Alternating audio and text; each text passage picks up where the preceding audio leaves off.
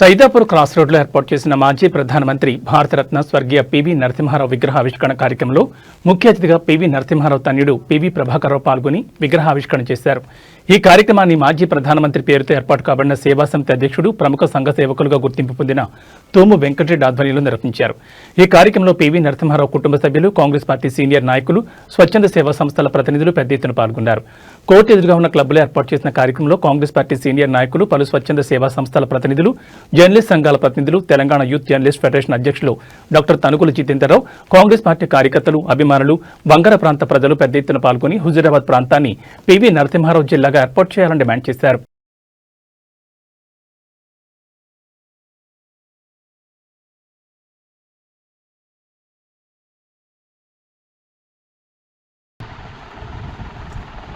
చిరంజీవి పెద్దలు రామచంద్రరెడ్డి గారు, మిత్రులు డాక్టర్ శ్రీనివాస్ గారు, మనోజ్ గారు, మాధవరావు గారు, పివి సేవా సమితి సభ్యులందరికీ, అలాగే పివి అభిమానులందరికీ నమస్కారం. ఇప్పుడే పివి గారి రోడ్డు కూడా మనం ఆవిష్కరించుకున్నాం. అంటే పివి గారి పేరు మీద రోడ్డు, బంగార రోడ్డుని పివి నరసింహారావు రోడ్డుని మనం ఆవిష్కరించుకున్నాం. అలాగే వారి విగ్రహాన్ని కూడా గొప్పగా ఆవిష్కరించుకున్నాం.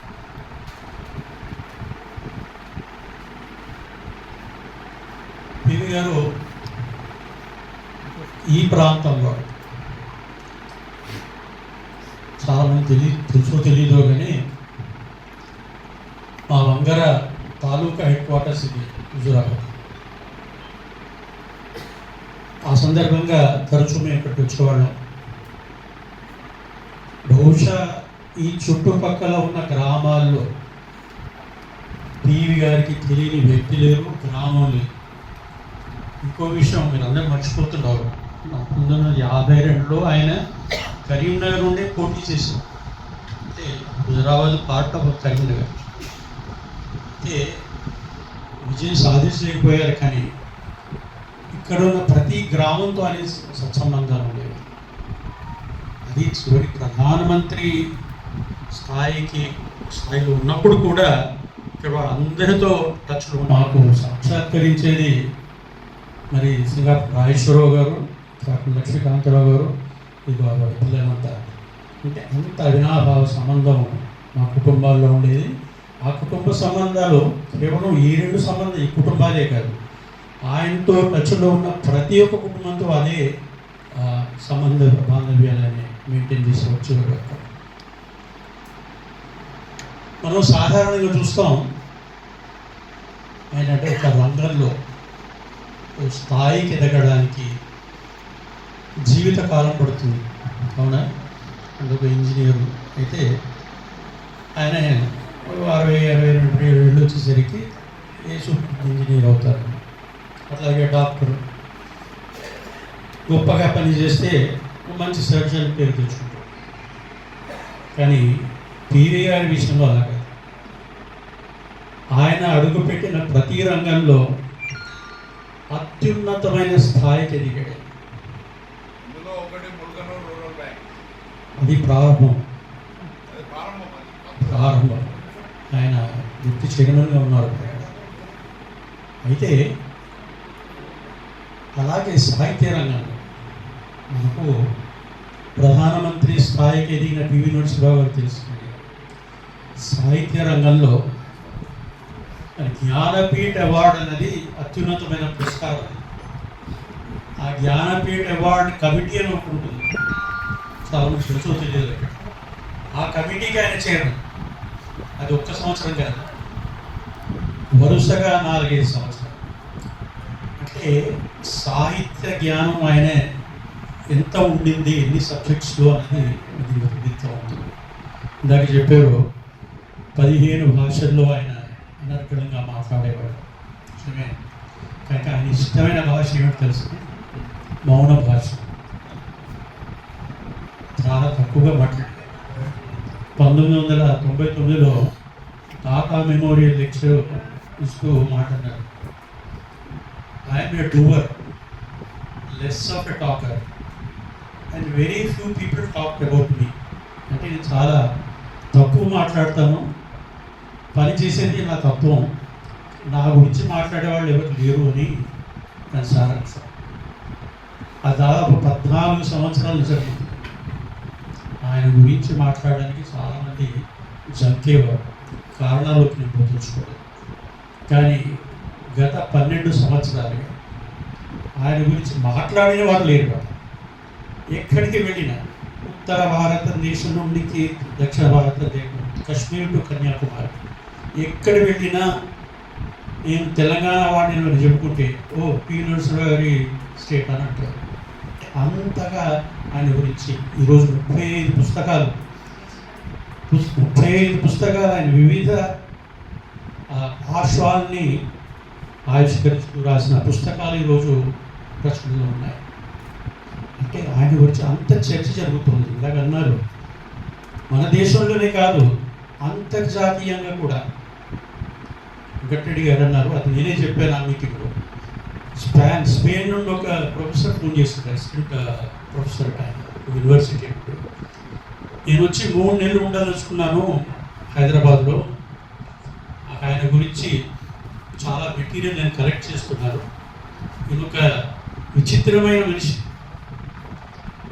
ఎంతో చేసాడు దేశానికి, కానీ ఆయన చేసినంతగా ఆయన తలుచుకోవడం లేదు.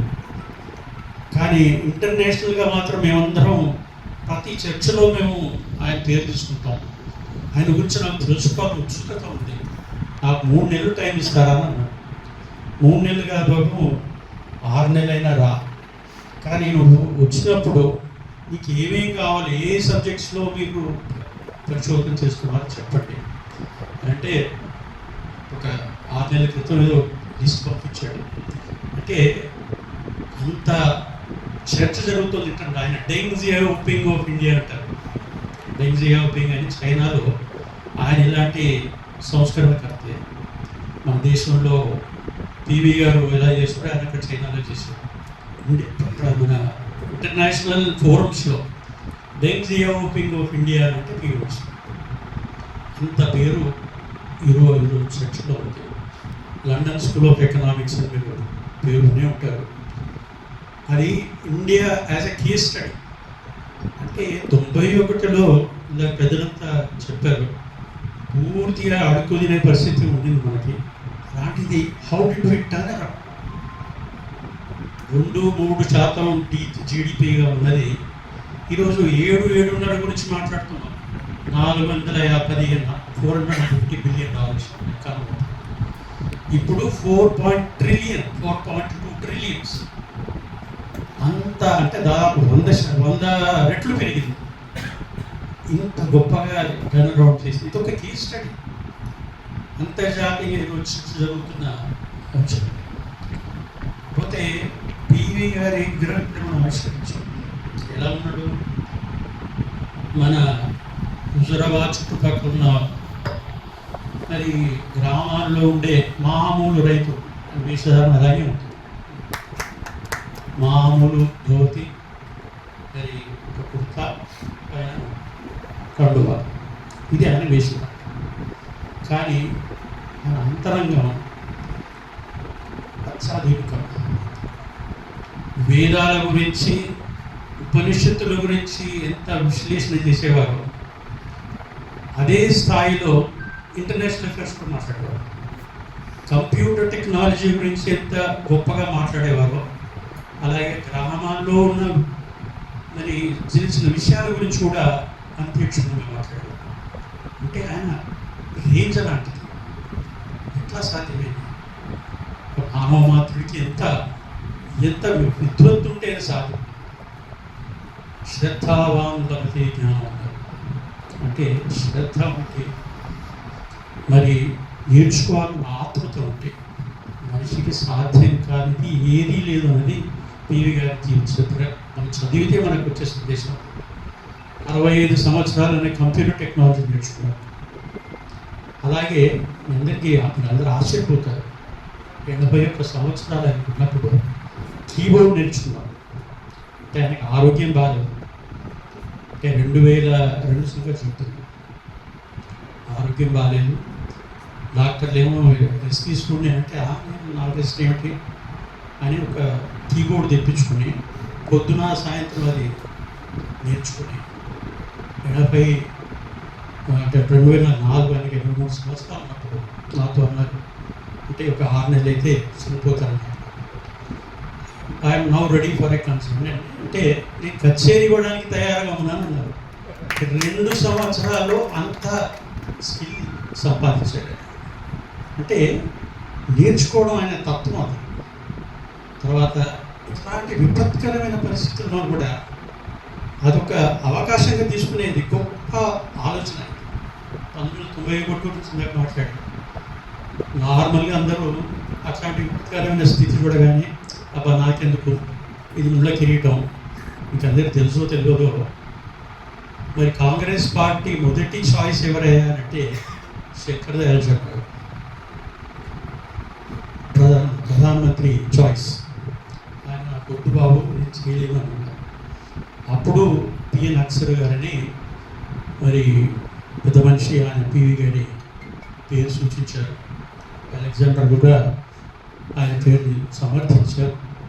కాబట్టి పివి గారు నేను ఐ టేకప్ దిస్ ఛాలెంజ్ అని ఒక ధీమాతో ఈ ప్రధానమంత్రి పదవిని స్వీకరించి 5 సంవత్సరాల్లో మొత్తం అసలు ప్రపంచానికి ఒక గొప్ప సందేశాన్ని ఇచ్చారు.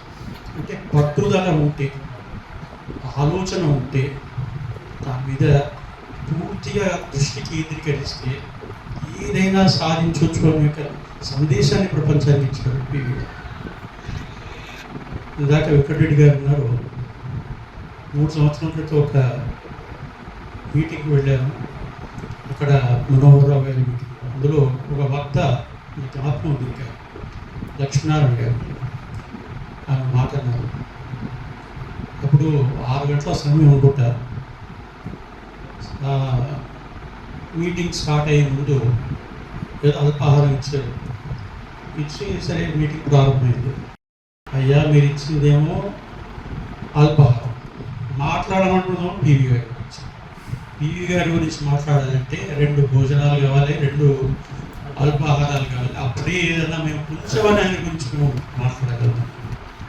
మహానుభావుడు ఒక మహాసముద్రం. ఆయన కార్యం ఒక తీరు, ఆయన ఆలోచనలు వేరే తీరు. కానీ ఎప్పుడైనా ఎక్కడికి వెళ్ళినా తన మూలాలు ఎప్పుడు మర్చిపోదు. ఢిల్లీలో ఈ బ్యాంక్వెట్స్ అని ఫారిన్ మినిస్ట్రీ అరేంజ్మెంట్ చేస్తుంది. బయట వాళ్ళకి వచ్చినప్పుడు మన వాళ్ళు బయట వెళ్ళినప్పుడు. కానీ బ్యాంక్వెట్ అంటే పెద్ద పెద్ద పార్టీలు అనమాట. ప్రమాణమైన ఒక 100 కోర్స్ డిన్నర్స్, లంచెస్ ఇట్లా ఉంటాయి. ఆయన ఎప్పుడు వెళ్ళినా ఆ లంచ్లకి డిన్నర్లకు వెళ్ళినప్పుడు మా వంగర్లో అతను ఒక యాదవుడు ఉన్నాడు. ఢిల్లీలో మా ఇంట్లో చాలా కాలంగా వంట చేస్తాడు. అతను చేసిన భోజనం పూర్తిగా కడకుండా తిని బ్యాంకుకి వెళ్ళాడు. అంటే ఈ తెలంగాణ సంస్కృతి అంటే ఏంటి? ఆహారం, ఆహార్యం, మన కట్టుబాట్లు ఆయన ఎప్పుడు మర్చిపోలేదు. ఇది ఆయన గొప్పతనం. ఎంత గొప్ప బ్యాంక్వెట్ హాల్ కానీ ఆయన ఎప్పుడు తన వాల్యూస్ ఎప్పుడు మర్చిపోలేదు. ఈనాడు లిక్కర్ ముట్టలేదు, ఈనాడు నాన్ వెజ్ ముట్టుకోలేదు. ఆయన అనుకున్నది చేశాడు. చివరి దశలో అంటే ఆరోగ్యం క్షీణించినప్పుడు, హాస్పిటల్లో ఉన్నప్పుడు చివరి క్షణాలు నాతో గడిపిన మరి ఎందుకో చెప్పాలనిపించిందో కానీ అంటే మన ఈ ప్రాణం పోయే ప్రాణం మీరు ఆపకండి. పుట్టడం ఎంత సహజమో పోవడం కూడా అంతే సహజం. కానీ నేను చేయాలనుకున్నది పూర్తిగా చేశాను. I'm very satisfied person. Doctor గారు ఇక్కడికి వచ్చి కూర్చున్నారు. ఎంతమంది patients I'm a very satisfied man అంటారు. అడగండి, అయ్యో నా ఒక్క కాలు నొప్పి ఇక్కడ నేను చేయాల్సింది చాలా ఉంది అని అంటారే తప్ప నేను అనుకున్నదంతా చేశాను. I'm a very satisfied person. వాళ్ళు ఎవరో అట్లా టీవీగా నాకు పోయే ప్రాణం ఆపకండి. ఇంత ధైర్యంగా అంటే ఈ యాక్సెప్టెడ్ డెత్, అంత ధైర్యంగా యాక్సెప్ట్ చేసిన వ్యక్తి బహుశా నేను ఇంకెవరిని చూడలేదు ఒక పివి గారు. ఇలా మనం చాలా విషయాలు మాట్లాడుకోవచ్చు పివి గారి గురించి. నేను ఇందాక గంట 2 వేలు జిల్లా గురించి మాట్లాడుతూ ఏం లేదు, ఎందుకు ఆయన పుట్టి పెరిగిన ప్లేస్ ఇది. ఇక్కడ మరి జమ్మికుంట, ఇల్లంతకుంట, సిరిసేడు, అమ్మగారు ఊళ్ళు ఇవన్నీ. మరి ఇక్కడ పుట్టి పెరిగిన వాడు ప్రతి జిల్లా, ప్రతి ఊరు ఆయనకి సంబంధాలు ఉన్నాయి, ప్రతి వ్యక్తితో అన్ని సంబంధాలు ఉన్నాయి. మరి ఆయన పేరు కాబట్టి తెలుగు పేరు పెడతారు, తప్పకుండా పెట్టాలి. ఇక్కడ తిప్పకుండా ఇల్లంతకుంట మా అమ్మగారి తరఫున ఉన్న ఊర్లు అవన్నీ. అంటే తరచూ అక్కడ పెళ్ళయింది ఎక్కడ, ఇల్లంతకుంటలో తెలుసు. పనిచేస్తున్నప్పుడు ఆయన పెళ్ళి ఇల్లంతకుంటలో. కాబట్టి ఈ ప్రాంతానికి ఆ ప్రాముఖ్యత ఉంది, ఆనందంతో ఉంది, తప్పకుండా ఆయన పేరు పెట్టాల్సిందే. నా వంతు సహాయం సహకారం తప్పకుండా ఉంటుంది. తప్పలేదు అంటే సబ్జెక్ట్ కరెక్షన్ అంటే అడ్మినిస్ట్రేటివ్గా ఏముందో నాకు తెలియదు. ఎందుకంటే నేను కరీంనగర్ పోతే ఇందాక అన్నారు కరీంనగర్ పేరు పెట్టాలి, నాకు వాయిపోతుంది కరీంనగర్ పోతే. అట్లాగే హనంకొండలు అయితే కూడా హనంకొండ ఎందుకు, హనంకొండ ఎవరిది, హనంకొండ పేరు మార్చేసి పివి నరసింహరావు పేరు పెడితే బాగుంటుంది అని వాళ్ళు కూడా. కాబట్టి మరి హనంకొండ పేరు పెడతారా, కరీంనగర్ పేరు పెడతారా, లేక ఈ హుజరాబాద్? నా ఉద్దేశంలో మాత్రం మీరందరూ అనుకున్నట్టు హుజరాబాద్ పేరు పెట్టారు. చాలా సభలో నాకు చూస్తుంది. సరే అడ్మినిస్ట్రేటివ్ ఎలా ఉంటుంది, ఎలా ఉండిపోతుంది అది చీఫ్ మినిస్టర్ పరిధిలోని వ్యవహారం. మనందరం తప్పకుండా మనం ప్రయత్నం చేద్దాం. వారికి మన ఇష్యూస్ మనం చెప్పుకుందాం. ఈరోజు అయితే ఎప్పుడు చెప్తుంటాను, పివి గారు గంగ లాంటి వారు. ఈ చిన్న టంబ్లర్ అంటే చిన్న గ్లాస్ తీసుకుపోతే గ్లాస్లో విడిపోతారు, బిందె తీసుకుపోతే బిందెలో నీళ్ళు విడిపోతారు నీళ్ళు. అలాగే ట్యాంకర్ తీసుకుపోతే ఆ ట్యాంకర్లో కూడా విడిపోతారు. అంటే పివి గారి పేరు రోడ్డుకు పెట్టుకోవచ్చు, జిల్లాకు పెట్టుకోవచ్చు, జాతీయ స్థాయిలో ఏ ప్రాజెక్ట్ కన్నా పెట్టుకోవచ్చు. అంటే అన్నింటిలో విడిపోయే వారు పివి నరసింహరావు. ఆయన పేరు దేనికైనా పెట్టుకోవచ్చు. ముఖ్యం ఏమిటంటే ఎందుకు పెట్టుకుంటాం ఇలాంటి పేరు? విగ్రహం పెట్టుకున్నాం దాకా, ఆ విగ్రహాన్ని చూడగానే ఆ విగ్రహంలో ఉన్న పివిగా మాట్లాడతారు. ఈ ప్రాంతం ఆయనతో ఉన్న అనుబంధం మనకి జ్ఞాపకం వస్తుంది. ఆయన మనవాడు, మన అంతర్యం తెలిసినవాడు, మన ఆత్మీయుడు, ఆయన అంతర్ముఖుడు. ఎలాంటి వ్యక్తి ఇవన్నీ మనకి జ్ఞాపకం వస్తాయి. మనతో కలిసి తిరిగిన వ్యక్తి ఆ స్థాయికి వెళ్ళాడు కదా, మరి మనకు మనమేమైనా అలాంటి ప్రయత్నం ఏమైనా చేయవచ్చా అని ఒక ఆలోచన వస్తుంది. ఆ ఆలోచన కొంత ఆ మనిషి కార్యోన్ముఖం చేసే అవకాశం ఉంటుంది. కాబట్టి మనం ఈ పేరు పెట్టి ఈ విగ్రహాలు పెట్టుకుంటాం. విగ్రహం యొక్క అంతర్యం అది. కాబట్టి ఈ విగ్రహం చాలా బ్రహ్మాండంగా పెట్టారు. 2 సంవత్సరాలు కృషి చేస్తున్నారు పివి సమితి సభ్యులంతా. ముఖ్యంగా వెంకటరెడ్డి గారు, మనోజ్ గారు, మాధవరావు గారు చాలా కృషి చేశారు. అందరికీ అలాగే మరి హుజరాబాద్ ప్రజలందరికీ కూడా ఈ సందర్భంగా అభినందనలు చెప్తున్నాను. చివరిగా వారి గురించి చెప్పాలంటే, మరి వేదాల్లో ఒక శ్లోకం ఉంది. ఆ శ్లోకము కరెక్ట్గా ఆయనకి అనుభవించవచ్చు. ఏమిటంటే గతం శోకేన కర్తం భవిష్యం నైవ చింతయేత్ వర్తమానేన కాలేన వర్తయంతి శిక్ష. అంటే ఆయన ఎప్పుడూ గతం నుండి ఆలోచించలేదు, భవిష్యత్తు గురించి చింతించలేదు.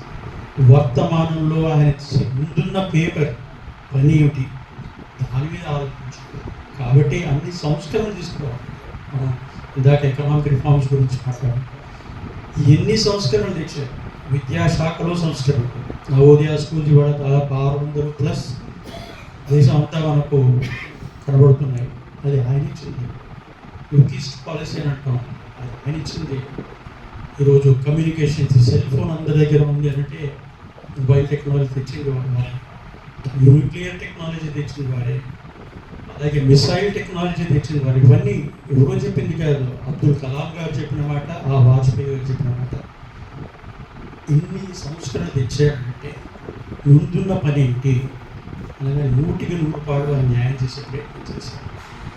అందుకే ఆ స్థాయికి వెళ్ళాడు. ఆయన ఎప్పుడు మనకు స్ఫూర్తి ప్రదాతే. మనం ఆయన నుండి ఒక్క అంశం చిన్న 5% మనం నేర్చుకున్నా ఇది ఇన్ని విగ్రహాలు పెట్టుకోవడానికి సార్థకత వస్తున్నారు. అభిప్రాయం నాకు ఈ అవకాశం ఇచ్చిన పెద్దలందరికీ ధన్యవాదాలు తెలుసుకుంటూ, తప్పకుండా PV జిల్లా ఓ రోజు తప్పకుండా వస్తుందనే ఒక భావనతో, ఆశాభావంతో